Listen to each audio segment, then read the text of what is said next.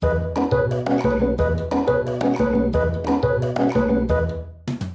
is Talkish. I am Halli Casser-Jayne. The Halli Casser-Jayne Show is always available online at hallicasser-jayne.com. Let's get to it. Today on episode 320 of the Halli Casser-Jayne Show, we're taking a trip back to the Obama presidency. In his first major speech since leaving office, just yesterday, former U.S. President Barack Obama slammed strongman politics, an obvious dig at the current president of the United States, Donald Trump, and defended globalization. If you miss President Obama, and even if you don't, nearly 2 years into the fractious Trump presidency, we thought we'd take a look back at Barack Obama, the man, and his presidency. Joining me at my table today is the author of the hot new book, Obama, An Oral History, 2009 to 2017, Brian Abrams, and Jonathan Chait, a political columnist for New York Magazine, here to talk about his book, Audacity, How Barack Obama Defied His Critics and Created a Legacy That Will Prevail. So stay tuned. We've got a lot to get to. So, let's. Obtaining unprecedented access to Obamaworld, interviewing aides and advisors in the administration and on the campaigns, as well as several elected members of Congress, both Democrat and Republican, journalist Brian Abrams set out to compile an oral history of Barack Obama's presidency. The result is his book, Obama, An Oral History, an immersive chronology of the politics and governing behind a landmark American presidency. Manna for those who revere President Obama, and even those who do not. Certainly an important read for all historically minded. Offering behind-the-scenes stories, this amazing compilation illuminates the inner workings of an administration through more than 100 exclusive interviews with senior staffers including Jon Favreau, David Axelrod, Rahm Emanuel, Valerie Jarrett, and David Plouffe. Cabinet members such as Leon Panetta, Jack Lew, and Arne Duncan, and key lawmakers Chris Dodd, Joe Lieberman, Scott Brown, Barbara Boxer, among many others. Penetrating a vast political universe and cohesively and chronologically in Obama and Oral History, Abrams ably pieces together a series of narratives that are now the stuff of legend. The book opens with the introduction of a first-term state senator from Illinois who inspires a nation with promises of hope and change, and it goes on to examine the moments that define Barack Obama's presidency. We'll talk about some of those defining moments and more. Let's talk with the author of Obama, An Oral History, 2009 to 2017, Brian Abrams. Halli, how are you? I'm good, too. It's nice to talk to you. I mean, really, what a great book. My gosh, let's Barack Obama. Remember him? It seems like his presidency was like something that might have never happened. It seems so long ago. I guess time passes quickly when you're having a lousy time. And watching the current POTUS attempt to systematically undo everything that Obama set out to accomplish. I'm just so glad that you put this together. Tell us about the project quickly, what started you, why, and what you hope to accomplish. Yeah, sure. Well, I mean, I guess Obama and Oral History, I probably should start by describing what an oral history is for your listeners, which, it's different from the typical books about Washington, which are just in traditional prose format, which is perfectly fine. I love those and gobble those up too. But in your typical Washington book, the sources are generally on background, occasionally people quoted, whereas here I spent 2 years getting about 112 people on the record. So that's either, former White House staff or senior advisors. That's members of Congress, both Democrat and Republican. We're looking at, campaign strategists, cabinet secretaries. So anyway, you get these dozens and dozens of people on the record and then kind of slice and dice all those interviews to kind of into bite-sized quotes, and it's like a puzzle, right? And you're just telling the story of the last 10 years and through interviews exclusively. So what was the question? I just wanted to know why you decided to do it and what you hope to accomplish. I mean, in it, Yeah. I think you kind of answered that in a way. You were going for bottom line truth, I think. Would that be fair to say? Sure. I mean, I think, well, first off, I don't have a political journalism background. Most of my reporting is in pop culture. But, as the 2016 election, really sucked in everybody into the political space. I don't mean just journalists. I mean, just everyone became obsessed, as rightfully so. And, this was a great opportunity to do some heavier lifting and wrap my arms around, subjects on policy that I hadn't had the chance before.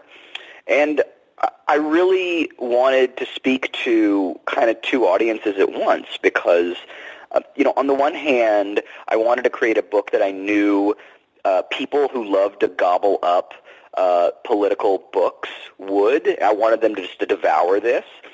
But I also wanted to create something that was accessible to those who are new to the political space, like myself, and wanted to play catch-up on just what in the heck happened the last 10 years. It's fascinating, and it works. A lot of people were involved in the Obama years. I mean, how did you even begin? Where were you going to start? Who were you going to go to? I mean, was there a list? How did you get this? Yeah, I mean, I had a vague idea at the beginning of sort of what moments I wanted to focus on more than others. Just being aware of the timeline of the presidency. And this was, I began the project spring 2016, but throughout the process that changed. Some events became weightier than others, but I couldn't get into the inner circle of Obama until, months and months and months into the project. So I had to start out with, junior aides who were there for maybe a year and a half. You kind of work your way into retired congresswomen or senators, and maybe occasionally you get like a cabinet secretary that's willing to speak with you, and you build it up until you get, say, 50, 60, 70 people on the record, enough to where you have credibility then to approach, Valerie Jarrett and ask for a half hour of her time because her name's been mentioned, 47 times. Right. That usually gets them to talk. So let me ask you this. Were most of them, forgive me, I have a horrible cough, were most of them willing to talk to you? Did you have to beg, borrow, whatever, get the next guy over? Or yeah. How was it on a collective, yes or no, they were mostly willing to speak? Well, a couple of things. I mean, as I mentioned, once I built that critical mass, the people who were closer to the inner circle and had more to guard became more willing to talk because they recognized, I think they just recognized that, I was doing a serious project and that they were going to be in it. They were going to be mentioned in it regardless, so they might as well join in. But I also think that, to put it on a super simple plane, people are people, whether they're in Hollywood or D.C. or Oklahoma or Alaska or Wisconsin or New York, and some will react and behave differently to others when it comes to talking to strangers.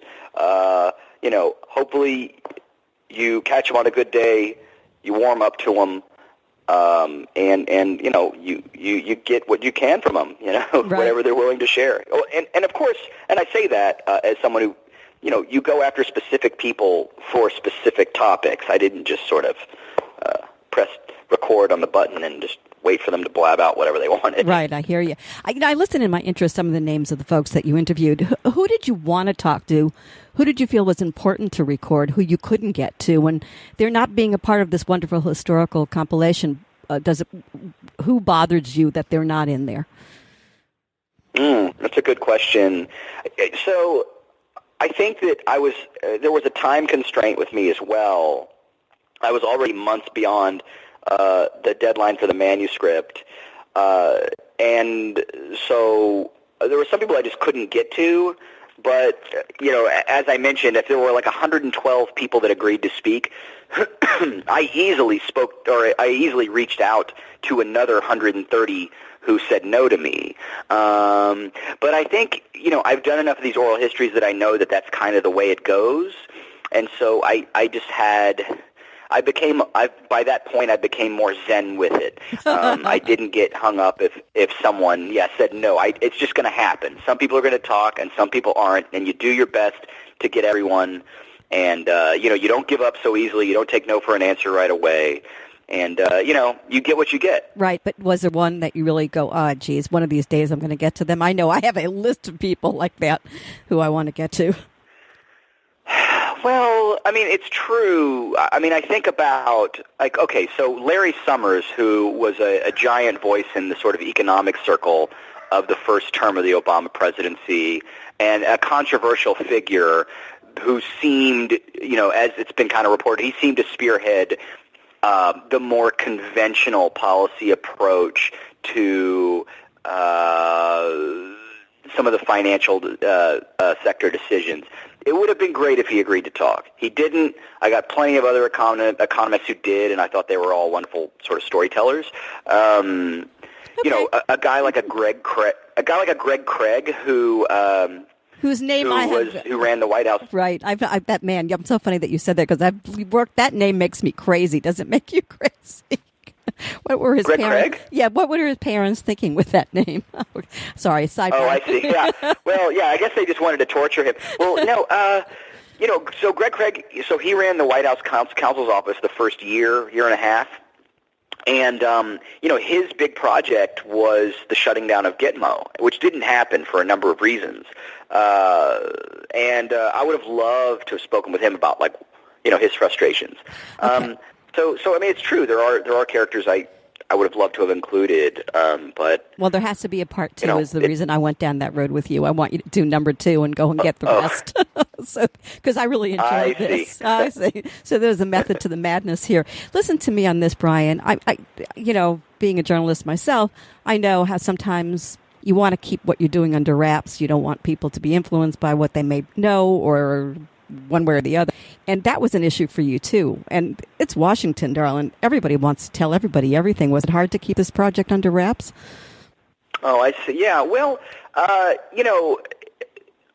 most people didn't see me coming. And that was because when I got the book contract for it, typically the book industry will set out a press release, hey, so-and-so is writing a book about XYZ. And I asked that they hold back on that. It's how can you announce that you're doing an oral history when you don't have any of the interviews yet?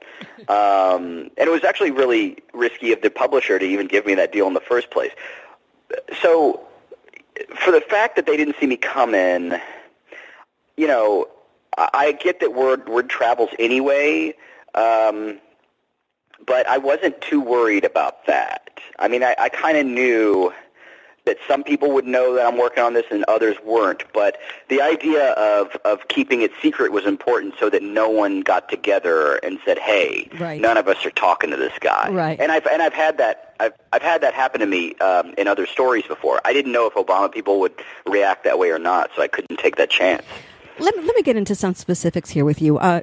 The Obama years, let's just look at some of his accomplishments. I mean, first, he was America's first black commander-in-chief. I want to talk a little bit about that. From your conversation with the Inner Circle, how relevant was that, not just in getting him elected, although there would be some who would say he got elected because he was black or biracial, but how it affected the day-to-day operation of his presidency and its goals? Did that come up? Well, I'd say a couple of things. As far as the electorate that made up his victory in 2008, there's been data that's released that shows that while yes, it's true that African American turnout was much higher for Obama than for a John Kerry or for a Hillary Clinton, but there's also data that shows that there were Democrats or independents that stayed at home because of his race, and so that begins to wash each other out. In other words, so his blackness didn't. It's hard to say that that's what got him elected or didn't, get him elected. It's hard to say. I mean, he still won Indiana in 08, and he won Iowa in 08 and 12. So, I mean, I know you want to talk about the other stuff, oral history stuff, but it is something I think about that. The fact that he had a strong message in both of his campaigns was what got him across the finish line, not his race. It was the message. We've had black candidates for president before. I just was so also his message resonated. Right. whether or not the governance on a day-to-day basis was influenced by the fact that he was, the first African American president, and if that came up in any of the conversations you had. Yeah, well, certainly, Cody Keenan, who was the chief speechwriter for Obama in the second term, she talks about this in the book a bit. It's mentioned in a few spots, but the race of Barack Obama didn't seem to navigate, the ways in which he governed or communicated. That as Cody puts it, and I'm just kind of paraphrasing here, that wasn't interesting to him. He didn't. I think when you look at the sort of the race baiting and like that Fox News was responsible for, and for that matter the Republican Party for 35 years, that when you look at that sort of narrative being mastered in the media by conservatives, Obama didn't like. He found it boring. He found it dumb. It's not a worthy debate. He kind of left out of it. I mean, the fact that he did show his birth certificate, I'm sure it just drove him up the wall. He just was just sick of it and just wanted to move on. So I just don't think that was interesting to him. He wanted to have a more sophisticated debate, which... Right, but one wonders, if it got in the way of some of what he wanted to do. Here's something else that I think is worth talking about. Well, there's no question about it. I mean, not to interrupt, but I mean, we live in a white supremacist society. I mean, that is the fact of the United States. I mean, even then, that's just, this is a system that has people of color at a disadvantage. So certainly, I mean, there was always a racial undertone to every critique of President Obama, and I don't mean that as an excuse, No, I understand. But, sure. Yeah. It was there. There's no question. He inherited this just ridiculous economic mess, and I was curious from the interviews. Did we, as the American public, know just how bad it was? And I could say that across the board from a lot of the subject matter that came up in your conversations with people. How well portrayed was what was going on the inside and the reality of what was going on the inside by the press during his administration compared to what you discovered in talking to people following the administration? Were there surprises? With regard... Well, you could say that across the board. You could say economically was the crisis far worse than we thought it was, or was ISIS worse or better than we thought? I mean, in other words, the truth that you went into perceiving all of this, and then after talking to people, did it change how you viewed it? Because being on the inside, they saw things differently than we as Americans see it, because we only get what the press shows us. I don't believe that. Okay, I'd say on the one hand, White House access for the Obama administration from the media was not as transparent as it should have been. There's no question about that. On the other side of it, of course, I mean, the discourse on cable news doesn't really lend itself to informing us of much beyond just the surface. People don't have a lot of time on their hands at any rate to dig into the weeds of policy. Podcasts and radio is better for that. But I think, to answer your question, what the communications shop out of the White House sort of frame as the story of the day for whatever the issue was versus what was actually happening, I mean, I suppose, yes, there is some disparity there. Not to the point where they tried to tuck us in like little children every day. I just think that when you think about the presidency from a few years ago, the truth is you didn't think about it the way you do now. Well, that's always true. That's the wonderful thing about history. It gives you a different perspective. You are listening to the Halli Casser-Jayne Show. My guests today are Brian Abrams, the author of Obama, An Oral History, 2009 to 2017. and Jonathan Chait, the author of Audacity, How Barack Obama Defied His Critics and Created a Legacy That Will Prevail. The Halli Casser-Jayne Show posts new podcasts Wednesdays 3 p.m. Eastern at hallicasser-jayne.com and is available wherever you listen to your podcasts. Be sure to find me on Spotify, Apple Podcasts, or wherever you listen to your podcasts. You can find the Halli Casser-Jayne Show on your Alexa device, too. Just say, the Halli Casser-Jayne Show. Oh, and by the way, come play with me on Twitter, at the Halli CJ Show. Let me move on, because I'm watching the clock, and I know went over on some of this, but I know you guys will work with me on this. The biggest surprise for you was what?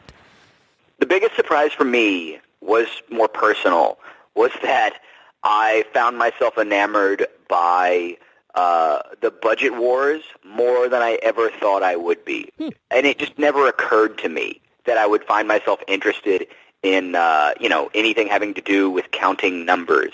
I've always avoided math my entire lifetime, and I failed. I mean, that's why I got into writing. I thought I wouldn't have to do this, and I was wrong. But interviewing a lot of the economic advisors, Austin Goolsbee and Jack Lew, the Treasury Secretary, Gene Sperling, Jason Furman, they're all really articulate and colorful in the ways in which they talk about the multiple phases of budget negotiations. I found myself I dove right into that. What about Hillary and her loss and the loss of his legacy? And certainly we're watching that on a day-to-day basis with Mr. Trump. Seems to be whatever he can do to destroy everything that was ever Obama or Hillary. What was their take on that? How painful is all of this? You talk to a lot of those people today. I still sort of maintain connections with people in Obamaworld, but even when interviewing them, this was happening. I was still getting some people on record in the year 2017, and there's a lot of anger. There's a lot of disappointment, and that's a conversation in the book as to whether or not the administration should have gone more aggressively in terms of battening down the hatches and trying to get more things done than they could. Look, we'll see what happens. We'll see what survives its day in the courts and what doesn't. But the current administration's still doing a heck of a job unraveling it all. Absolutely. For you, though, Brian, from beginning to end, you're a citizen. You're a writer, obviously, and put together a great book. But as a citizen, biggest lesson you learned from all of this about Obama and his presidency? I go back and forth. I play these parlor games all the time. I feel at times I'm proud of what they did and the progress that was made, and other times I'm angry that they weren't aggressive enough. It's still an emotional roller coaster for me, as it is for most people. It's an education that's ongoing. Do part 2. Phenomenal. Thanks. Thank you so much. Bye-bye. I've been speaking with Brian Abrams, the author of 3 best-selling Kindle singles, and now An Oral History of Late Night with David Letterman, Gawker, An Oral History, and Die Hard, An Oral History. He's written for the Washington Post magazine, Time, and the Lowbrow Reader. His new book, Obama, An Oral History. For more information on Brian and his books, visit Brian at brianlabrams.com and follow him on Twitter at Brian Abrams. Jonathan Chait is a political columnist for New York Magazine. Previously a senior editor at The New Republic, he has also written for the Los Angeles Times, The New York Times, The Wall Street Journal, and The Atlantic. He's been featured throughout the media, including appearances on NPR, MSNBC, Fox News, CNN, HBO, The Colbert Report, Talk of the Nation, C-SPAN, Hardball, he's everywhere, and on talk radio in every major city in America. Jonathan Chait comes to the Halli Casser-Jayne Show to talk about his book, Audacity, How Barack Obama Defied His Critics and Created a Legacy That Will Prevail. in which he makes the argument that most of Obama's achievements will not only survive a Trump administration, but also the judgment of time, which will proclaim that Obama was among the greatest and most effective presidents in American history. Let's talk. All right, let's just get right to it with you. Listen to me. The Republican story about President Obama is that in 8 years as president, he accomplished nothing, zero. And there are a lot of voters who seem to have brought the Republican assessment. Others say that the little that President Obama did accomplish in his 8 years as president wasn't worth a dime, or worse, hurt America. What does Jonathan Chait, the brilliant Jonathan Chait, say? Well, I make the case in my book that he actually did a lot. He did a lot more than anybody recognizes, and that even his supporters, I think, have been disillusioned without really understanding how much change he was able to bring about during his presidency. So I try to explain all the things he did and why it was that we didn't see all the change he managed to accomplish. So give us what is at the top of your list of the things that he did achieve. Yeah, I mean, there's a lot, and I'm not going to bore people with a long list, but I'd say the major ones are preventing another Great Depression, which would have happened if it wasn't for all the things he did to stop it, not just the stimulus, but the bank rescue, the stress tests, which didn't spend any money but stopped the bank runs, and the auto bailout, which would have allowed the Midwest to fall into another depression if he hadn't stepped in and saved it. Then you have the Affordable Care Act. You have all the change in climate, the investments in green energy, and then the diplomacy with China, and then the Paris Climate Agreement, which was the culmination of the whole thing, completely changed climate policy in a historical way.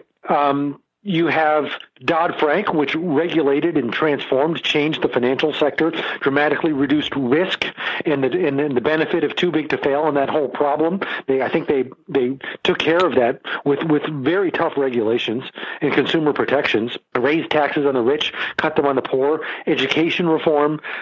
You know, a lot of things that people just didn't pay attention to, but important change. So why doesn't he get any respect? It's a great question. I think there are a lot of reasons. Of course, the Republicans made the decision from the beginning that they would oppose everything he did. I also think liberals kind of fatalistically gave in to despair. I try to make the case that liberals always get depressed about Democratic presidents, and they say the same things about every single one.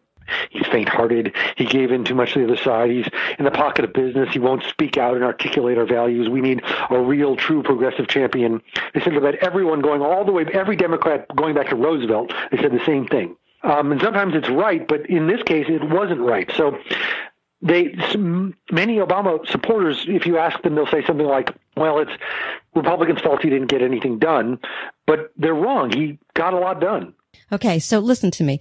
I hear all of that, but here's where I want to go with you on it. With this laudable list of accomplishments, don't we have to acknowledge that the voters, not necessarily Democratic, but Republican and Democratic voters, over the course of Obama's 8 years in office, voted out Dems, gave Republicans power at the state and local levels, and now have reclaimed the presidency with this reactionary figure, Donald Trump, and that's being kind to him, right? I mean, in Audacity, your point is that Obama succeeded in changing America in major, but there seems to be you take that and there's a disconnect. Help me out here. There is, but it's strange to me that people are talking about this election as if Obama lost. Donald Trump didn't beat Obama. The 22nd Amendment beat Obama by preventing him from running again. But Obama, if you want to measure what people think about a politician, you don't look at what they said about some other politician. If you want to look at what people think about Obama, you don't look at what they think about Hillary Clinton. They clearly don't like Hillary Clinton. They think she's a crook. But they like Obama. He's at 60%.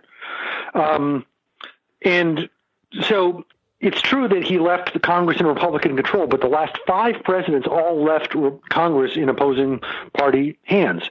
I think Democrats do need to do a better job of mobilizing for down-ballot races, and they've become increasingly dependent on a coalition of voters that don't show up at the polls as regularly as the Republican coalition does, which is older and wealthier.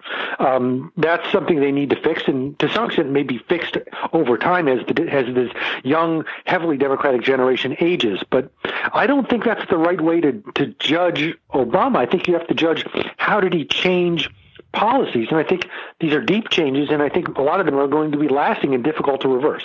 2 things here. There's Obama, the man, and there's Obama, the president, the politician, but, they kind of overlap. Should we be looking at this in that respect? I mostly try to focus on what he did, not who he is. It's not a history. It's not an autobiography. It's an argument about what did he do, why did we miss it at the time.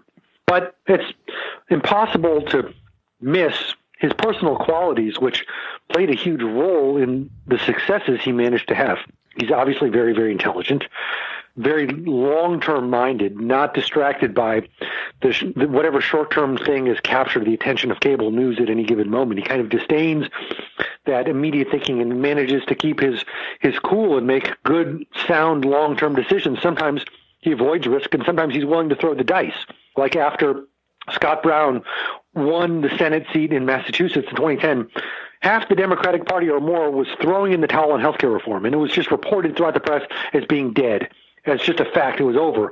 And Obama didn't lose his heart. He didn't lose his cool like a lot of other people did. And he said, we've still got a path to pass this law, and he did it.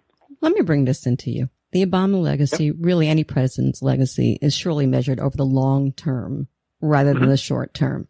But in the short term, this is where we are. President Donald Trump, America, the world is onto a wild ride. Oh my God. Act 1, Scene 1 of Trump's administration, appeal Obamacare. Act 2, we know, build the wall, and here we go. You know the drill. Here's where it's at. How does the legacy, the political legacy, survive that? Let me make 2 points about that. Number one is we don't usually judge presidents by their successors. You ask most historians, the greatest president in American history, they'll say Abraham Lincoln, right? Ask them who's the worst president in American history. Most of them will say Andrew Johnson. Andrew Johnson came after Abraham Lincoln. In fact, Abraham Lincoln made him president by dumping his vice president and putting Andrew Johnson on the ticket to win his reelection. He set himself up for when he was assassinated to put one of the worst, probably the worst president in American history in the Oval Office. But no one says Lincoln's legacy is Andrew Johnson. You look at what Lincoln did. So Obamacare. I think people are fatalistically concluding that this law is going to be toast just because Trump says he's going to get rid of it. He does say that, but he also says he's not going to leave people in the lurch. He's not going to take it away and give them something that's better and cheaper as a replacement. Well, he's not going to be able to do that because it's not really possible to do a plan like that. Republicans would have written that plan if it was possible sometime over the last 8 years to do it. So he's making a lot of promises he can't make, and Republicans are clearly afraid of destroying the system that Obama's law built.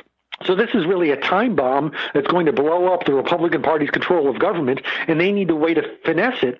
I think it's much more likely that they'll just try to get Democrats to agree to some small cosmetic changes to this law, call it replace, and leave most of the successes in place rather than take the risk of creating a disaster that could end their control of government. Interesting, because where I want to go with you is on the word propaganda. And maybe that's a strong word. You may come up with a better one than I did. In this country, it's now become an art. Both parties have mastered it, how to control the dialogue, the masses, formulate image, play the press, wage war against one or another, right? It's there, Jonathan. And even what's going on right now is part of that propaganda. Both sides are playing the game. And us, we poor voters, we're kind of lost in it. But I'll get to that in a second. But here's something that you do say. Many of our voters don't even realize the scope and breadth of the power that centers ability to manipulate them. That's what I say. But what is that in mind? You assert that the myth has a clear purpose. You're actually said, and I think this was brilliant on your part, that the myth of Obama's repudiation is not just to repudiate him. It actually has a very clear purpose. What's the propaganda? Right. It has the purpose. They want to make people think that this election was a repudiation of Obama so that we all think it's natural and fair that the Republicans can come in and just undo all his legacy. So that's what people voted for. That's what they get. So that we don't notice the fact that, well, Obama's at 60%, Trump's in the 30s. So maybe people didn't really vote with this election with the purpose of getting rid of everything Obama did or to enact Trump's ideas, but rather they had a lot of personal disdain for Hillary Clinton that Trump was able to exploit. That to me is one of the most interesting points that you make in the book, by the way. Thank you very much. I seriously, that's just something, I hadn't thought about. And as we look on his legacy today, what do you see as the worst that he leaves behind? Let's be fair. Let's see both sides. I think he had some failures in foreign policy that you have to acknowledge. I think they didn't get a handle on the Arab Spring.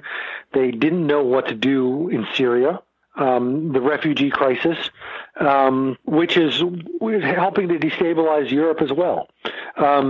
So I wrote this book not to be Obama's lawyer and defend everything he did, but to make a clear assessment of his successes and his failures. And I come out saying he had a lot of success, a lot more than you realize, but he did some things wrong. And I think in foreign policy is where you find a much more mixed bag than in domestic policy, which is a real record of success. Compare it to FDR. Well, no one compares to FDR domestically. On the other hand, FDR did a lot of things wrong. He interned the Japanese Americans. He decided to reverse his fiscal policy in 1937 and cut the deficit, and he created another recession in the middle of the war. He had to make some terrible compromises because Southern Democrats were important to him. He had to design Social Security and a lot of these programs to exclude African Americans, although they later came into the programs. So FDR was hardly an unabridged hero, someone who did everything right, but he did a lot of huge things. And so no one is going to have that effect because FDR essentially invented the idea of the federal government having major responsibility for helping Americans. No one's going to reinvent something that's already been invented. Can we speak in this conversation without speaking of Obama and race relations and that legacy? No, my first chapter is about race. I think it's a chapter I'm very proud of. I think it's a very nuanced, complex story, and race was central to how people thought about Obama. He deeply impacted people on all sides of it and it drove a lot of the response to him. It drove a lot of the support for him. I think I try to tell the story where race is not just something that happened to Obama, but something that he managed to control. At first, he was, I think, leery and defensive about being seen as being seen by white America as just an advocate for Black America, and got caught off his guard a couple times. But I think he managed to take control of the story in a way that's going to really last. I think what he did was to talk about the African-American struggle for freedom as being not only central to, but the epitome of the American idea, that America was about bringing more closely into alignment America's founding ideals with its reality. The reality never matched the ideals, and race was the way in which it was most distant from its ideals. And the American story, as Obama tells it, is of getting ever closer over time, not always in one direction, but it fits and starts getting closer and closer, step by step, toward bringing those ideals into reality. And race is the ultimate example of that. So he's made that struggle the very essence of America, which is a really fascinating and radical way to talk about America in its history. But I think it's true, and I think it's going to last. Very, very quickly on this, as far as Obama is concerned, how does he think he's feeling that the legacy that he's leaving goes to somebody like Trump for a while? Yeah. Sickening. Well, no, I mean, I think everyone was sick. You know, Obama is a very level person. He just does not change day to day very much. Even in the face of huge events, he's always able to see the long term. So I don't think he's like an emotional wreck. He's clearly not happy with it, but I think he's in strategy mode of what can I do to get the best long-term outcome for this country. I think he's totally honest when he says he believes in the long run we'll get past this. I think he's prepared to defend democratic institutions if Trump starts doing dangerous autocratic things. I think he's willing to speak out. And as a popular leader, I think he has a lot of legitimacy to push back if he's needed to take that role. Hey, Jonathan, great book. First one out, the new season. Thanks a lot. Yes, thank you so much for the interview. I really appreciate it. I've been speaking with Jonathan Chait, the author of an important new book, Audacity, How Barack Obama Defied His Critics and Created a Legacy That Will Prevail. You can read Jonathan's incisive pieces in New York Magazine. Follow Jonathan Chait on Twitter at Jonathan Chait. Thank you so much for tuning in to Talkish with Halli Casser-Jayne, the Halli Casser-Jayne Show, a production of RESEC LLC. Be sure to tune in to Talkish Wednesdays, 3 p.m. Eastern, when new podcasts are posted at hallicasser-jayne.com and on all your favorite apps. We are open 24/7. So, until next time, when we meet again, this is Halli Casser-Jayne.